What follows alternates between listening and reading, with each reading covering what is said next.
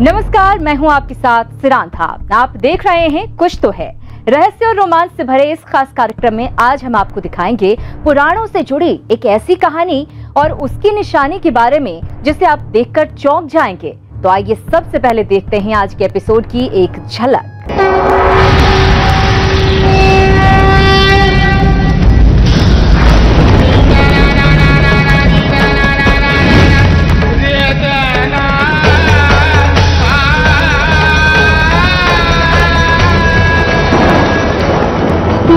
क्या किसी शिवलिंग को गर्मी लग सकती है?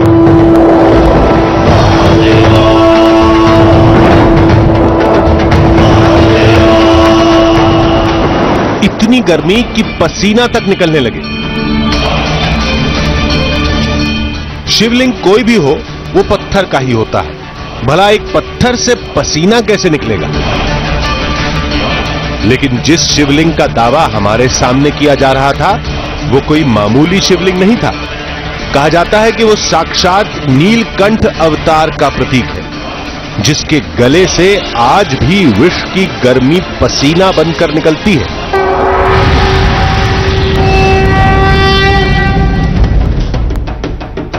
शिव पुराण में भी जिक्र है कि समुद्र मंथन से निकले विष को पीने के बाद उसकी जलन से बचने के लिए भगवान शिव धरती पर आए थे।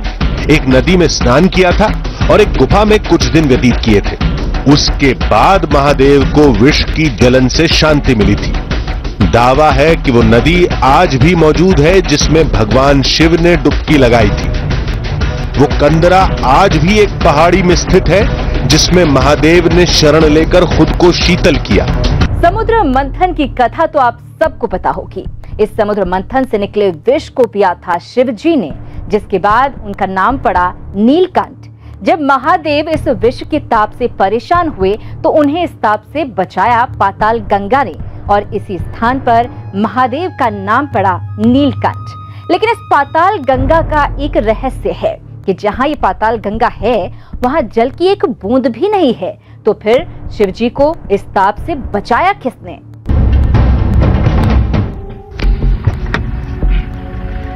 नमस्कार, मैं हूं रवि सिंह। दिल्ली से लगभग 650 किलोमीटर दूर हम उस दुर्ग तक पहुंच गए हैं जहां पर नीलकंठेश्वर का मंदिर है। और कहा जाता है कि समुद्र मंथन में मिले कालकूट विष को पीने के बाद भगवान शिव ने यहीं पर आराम करके काल की गति को मात दिया था। यह भी कहा जाता है कि उस विष के प्रभाव से शिवलिंग से लगातार पसीना निकलता है। क्या वाकई में ऐसा होता है? इसमें कितनी सच्चाई है, इसकी पड़ताल हम करेंगे, लेकिन उसके लिए हमें चलना पड़ेगा उस शिव मंदिर तक। तो चलते हैं अंदर।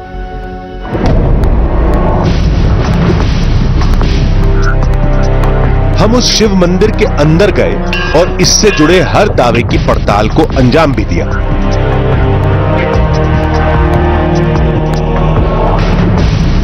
पड़ताल में क्या मिला आगे आपको बताएंगे, लेकिन इस कहानी की शुरुआत यहां से नहीं होती।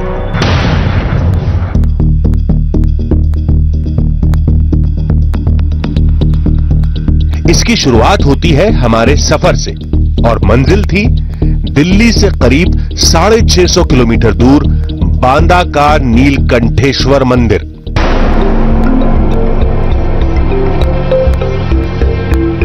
नीलकंठेश्वर मंदिर के बारे में हमें पता नहीं था। केवल इतना मालूम था कि वो अद्भुत शिवलिंग बांदा के कालिंजर दुर्ग के अंदर है और उसके साथ महादेव की एक लीला जुड़ी है।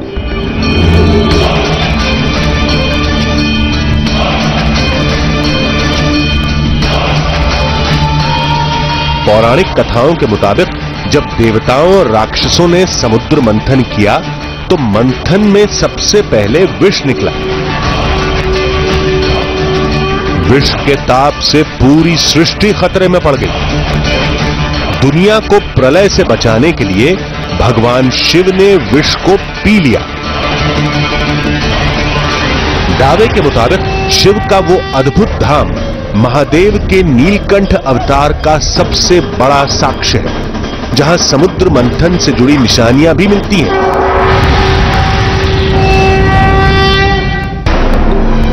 बांदा का कालिंजर एक छोटा कस्बा है।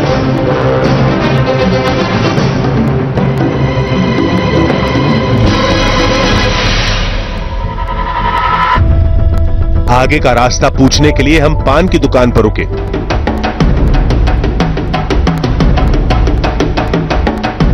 हम तो शिव मंदिर का रास्ता पूछने के लिए रुके थे, लेकिन यहां सबके पास शिव के उस अद्भुत धाम को लेकर अलग अलग कहानियां थी, लेकिन हमें उन कहानियों पर जरा भी भरोसा नहीं था।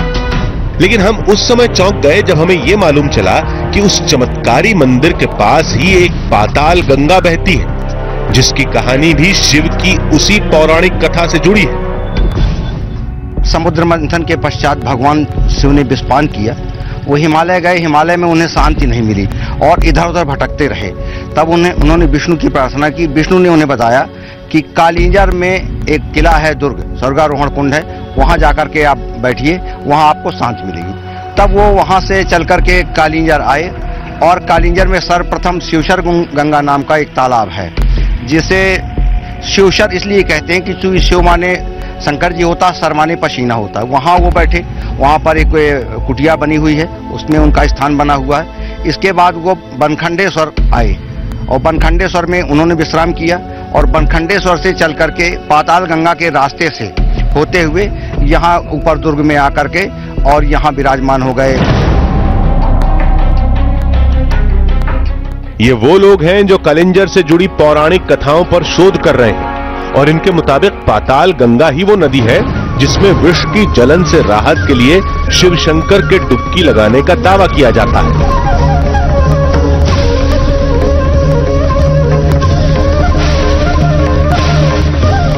कहानी के मुताबिक महादेव ने पहले उस पाताल गंगा में डुबकी लगाई, फिर उस गुफा में जाकर विराजमान हुए जहां उस अद्भुत शिवलिंग के होने का दावा किया जाता है, जिसके कंठ से आज भी पसीना निकलता है। हमने भी तय किया कि पहले उस पाताल गंगा की पड़ताल करेंगे, फिर उस शिवलिंग की तलाश करेंगे। कालिंजर में जमीन से 70 फीट नीचे पाताल गंगा मौजूद है।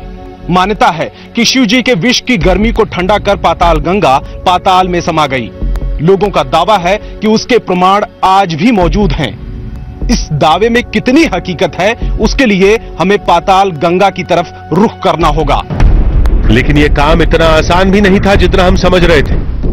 वहां जाने से खतरा है। आप सीता कुंड तक जा सकते हैं, पाताल गंगा मत जाइए। वहाँ कुछ जानवर रहते हैं, घुसे रहते हैं, सांप बिच्छू, वहां जाने से खतरा है।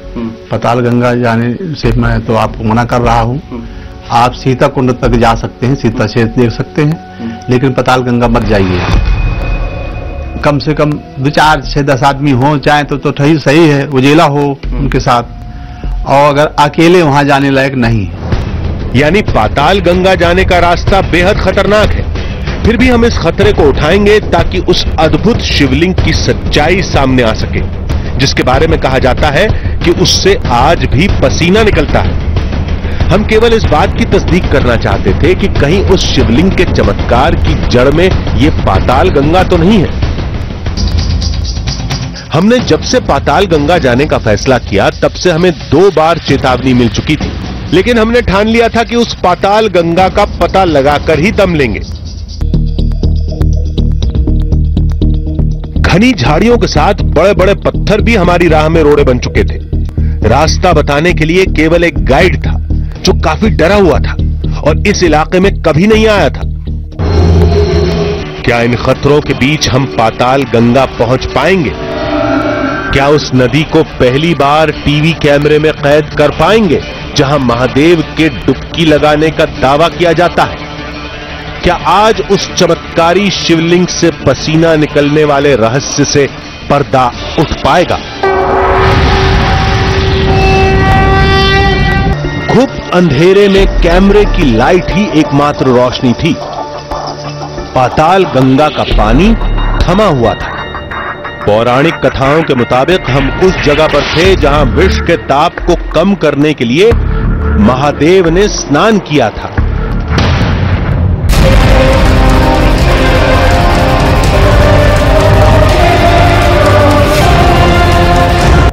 आप देख रहे हैं कुछ तो है। किसे विश्वास होगा कि महादेव के कंठ से पसीना आता है? मौसम कैसा भी हो, इस शिवलिंग से पसीना आता ही रहता है। कितना साफ करो, आपको शिव प्रतिमा के गले के पास पानी या कहीं पसीना रिश्ता दिखाई देगा। पौराणिक कथाओं के अनुसार भगवान ने शिव जी को इस स्थान का पता दिया था। आइए आपको दिखाते हैं उस स्थान से जुड़ी कुछ और रहस्यमयी बातें। पाताल गंगा कहां मिलेगी, कब मिलेगी, इस सवाल के जवाब के लिए हम आगे बढ़ते रहे।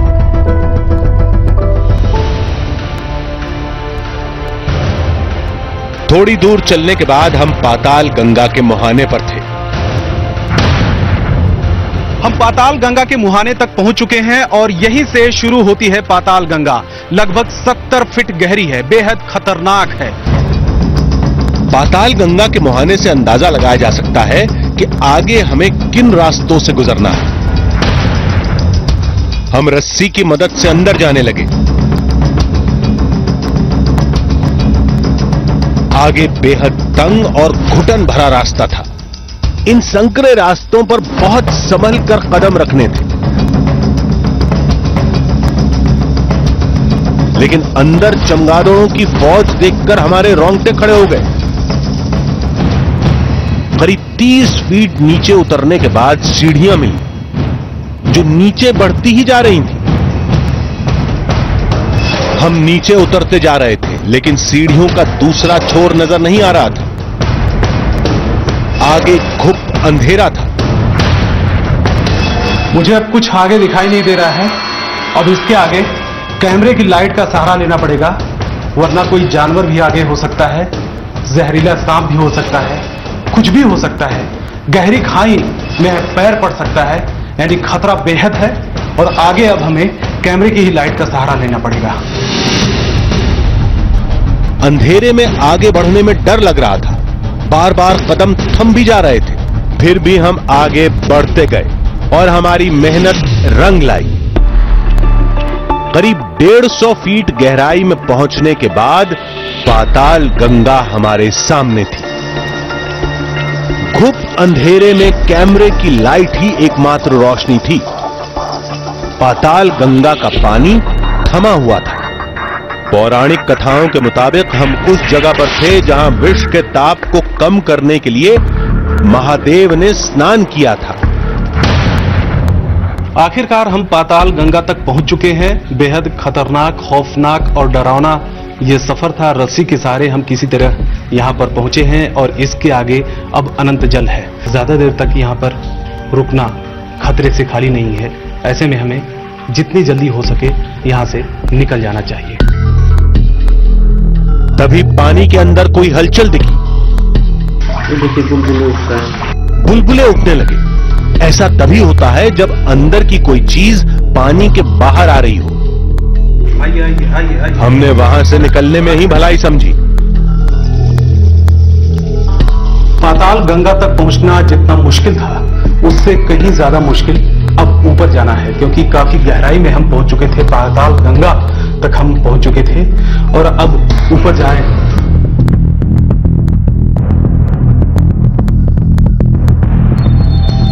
पाताल गंगा के बारे में जो कुछ हमें बताया गया था और जो कुछ हम सोचकर अंदर गए थे, उससे कहीं ज्यादा मुश्किलों और डरावना ये सफर रहा। सुबह होते ही हम कालिंजर शहर से उस दुर्ग की तरफ बढ़े जहां वो चमत्कारी शिवलिंग है जिससे पसीना निकलने का दावा किया जाता है। कालिंजर किले की तरफ जाते हुए हमारे दिमाग में कई सवाल थे। क्या वाकई उस शिवलिंग से पसीना निकलता है, या किसी भूगर्भीय हलचल के असर से पानी बहता है, या कोई और रहस्य ऊपर किले में हमारा इंतजार कर रहा है। ऐतिहासिक इमारतें दिखते ही एहसास हो गया कि हम कालिंजर किले की सीमा में प्रवेश कर चुके हैं।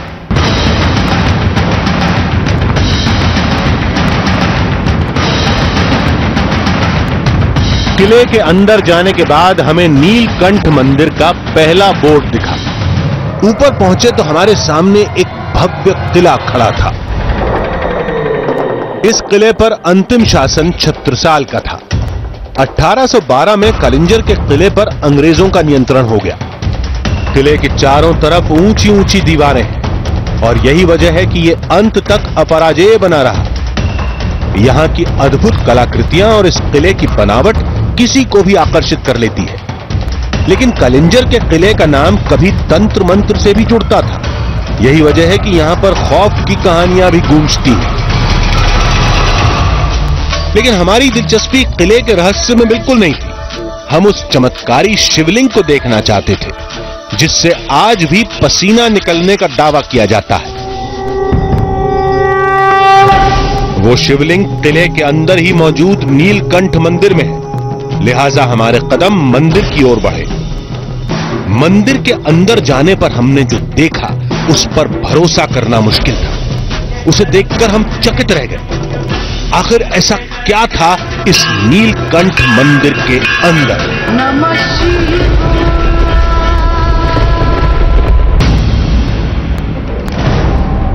सवाल यह था कि अगर ये पानी है तो ये निकल कहां से रहा?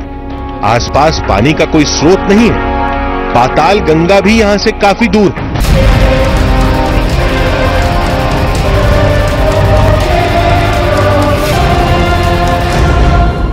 आप देख रहे हैं कुछ तो है।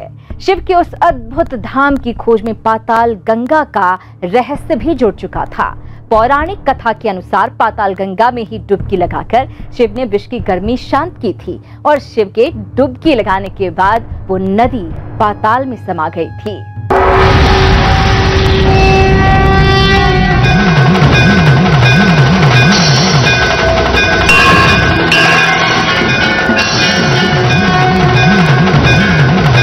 मंदिर के अंदर जाते समय हमारी उत्सुकता चरम पर थी।